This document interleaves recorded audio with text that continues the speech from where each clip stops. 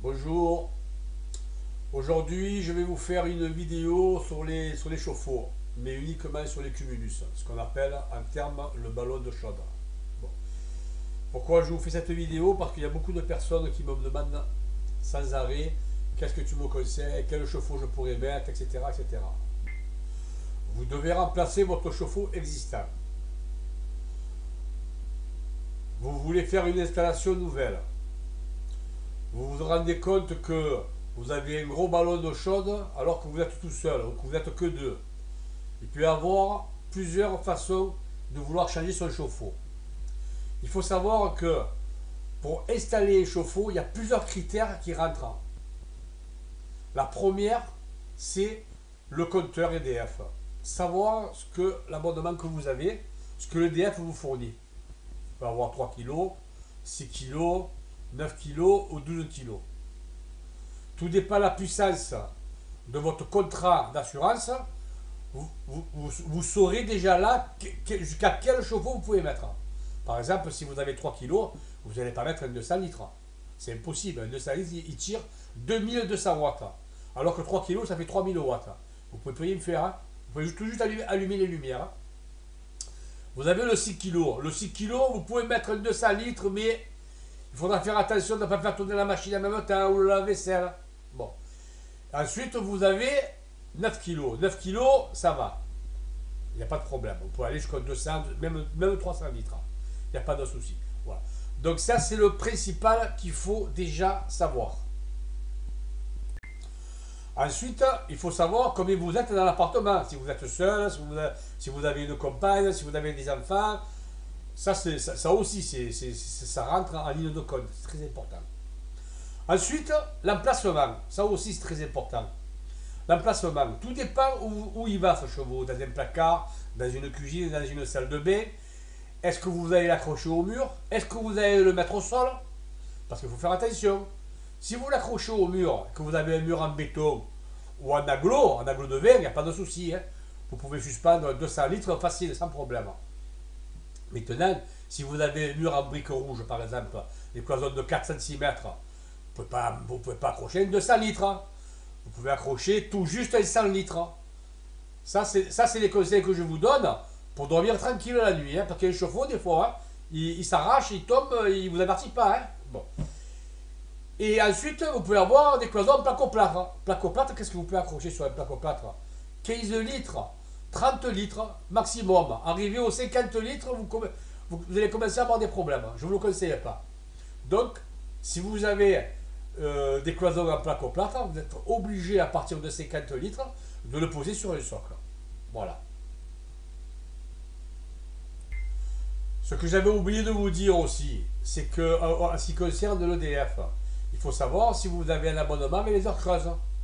Parce que si vous avez les heures creuses, sachez qu'il faut augmenter, le volume de l'eau. Parce que je vais vous expliquer en deux mots vite. Vous prenez 100 litres, vous n'avez pas les heures creuses. Vous allez prendre une douche. Vous allez consommer 15 litres d'eau chaude, 15 litres d'eau froide.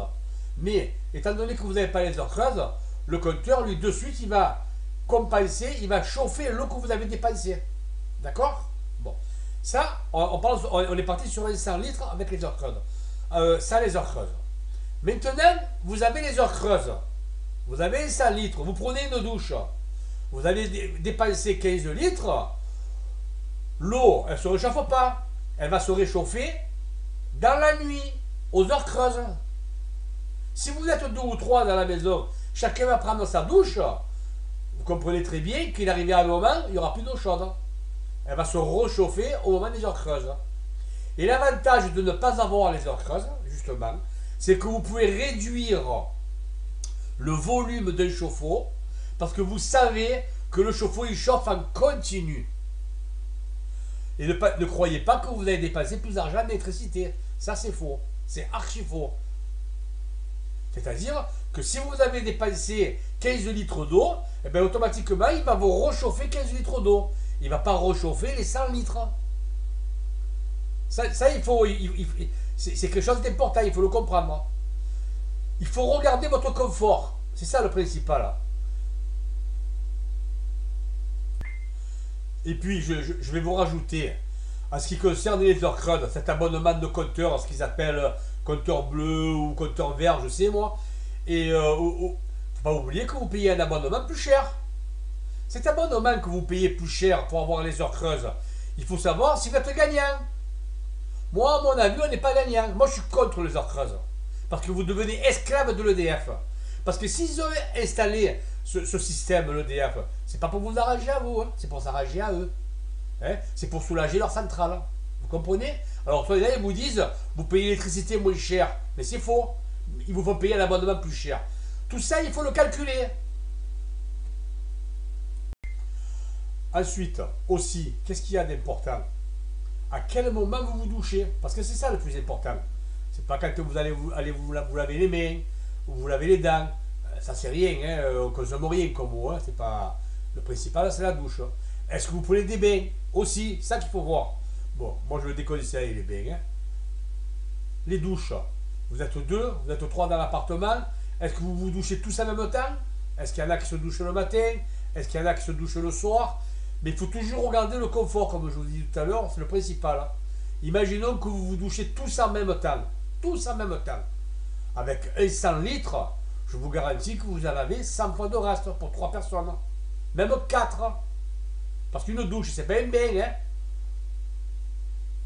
Il faut calculer que quand vous prenez une douche, que vous consommez 15 ou 20 litres d'eau, c'est que de l'eau chaude. Parce que vous faites un complément avec de l'eau froide. Si une douche, c'est 40 litres maximum. Maximum 40 litres. 40 litres, vous ne dépensez pas 40 litres d'eau chaude. C'est 20 et 20. Vous comprenez? Moi, je calcule comme ça. Alors, honnêtement, pour 3-4 personnes maximum, si vous n'avez pas les heures creuses, un 100 litres, c'est largement suffisant. Parce que vous savez que l'eau, elle est réchauffée derrière, automatiquement. Tous les chauffe-eau ont un thermostat. Quand vous arrivez à la température voulue, clac, il coupe. Le compteur ne tourne plus. Bon, je vais conclure cette vidéo.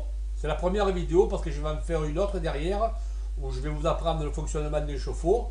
Et si j'ai le temps, je ferai une deuxième, troisième vidéo aussi pour le dépannage d'un chauffe-eau, l'entretien qu'il y a dans un chauffe-eau électrique. Ça, c'est bien aussi. C'est pour des gens qui sont un peu bricoleurs, vous verrez que c'est plaisant à faire et c'est très rapide. Et c'est rien du tout. Hein, c'est rien du tout. Donc, je vais conclure cette vidéo. Vous devez regarder votre confort, c'est la première des choses. Pour regarder son confort, comme je vous ai dit, il faut mettre un chauffe-eau le plus petit possible. Et non le plus grand possible comme on a souvent pensé. C'est faux. Il faut savoir l'EDF, le courant que vous avez. Je vous déconseille, mais alors là, 100%, je vous déconseille les heures creuses. Vous devenez esclave. Moi, je voyais ma mère, peu cher. Elle attendait 10 heures du soir pour faire tourner la machine à laver. Elle allait se coucher à minuit, parce que le temps que la machine à laver tourne, il faut étendre le lait, elle perdait 2 heures.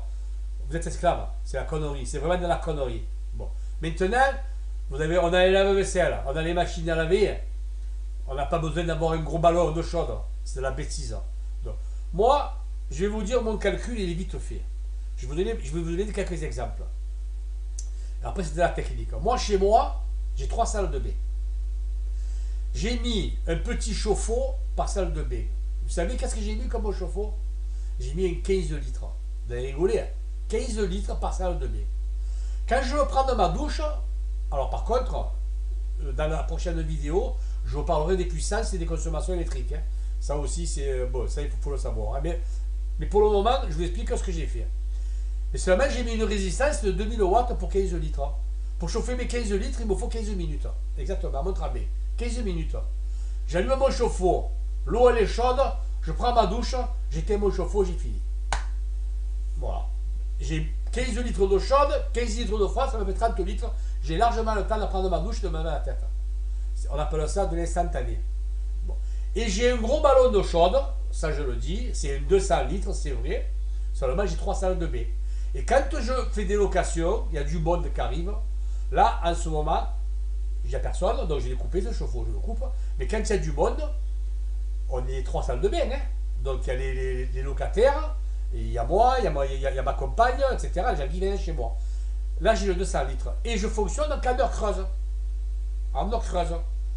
D'accord? Si maintenant je le mets en continu, le jour où le chauffe-eau lâche et que je le remplacerai, je passerai sur les 150 litres. Mais j'arrêterai l'abonnement des heures creuses. Voilà. Donc moi je vous déconseille les heures creuses. Si vous pouvez les éviter, évitez-les.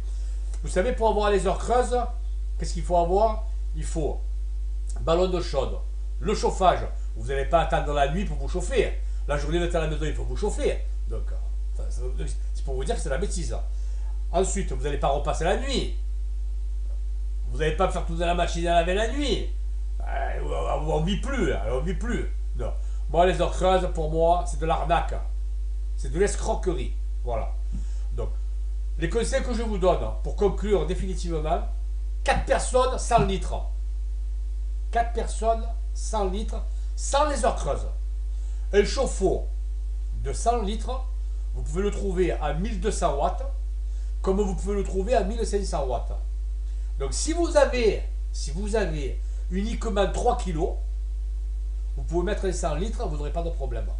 Parce que 3 kg, ça fait 3000 watts. Le chauffe-eau, il vous consomme 1200 watts. Il vous reste 1800 watts pour le reste. Voilà. Je crois que là, en partant de là, vous pouvez calculer exactement ce qui vous arrange. Voilà, je vous dis au revoir. Je vais faire ma deuxième vidéo qui sera peut-être plus informatique. Et bon, ben, si ça vous plaît, hein, un petit pouce, ça fait pas de mal. À bientôt.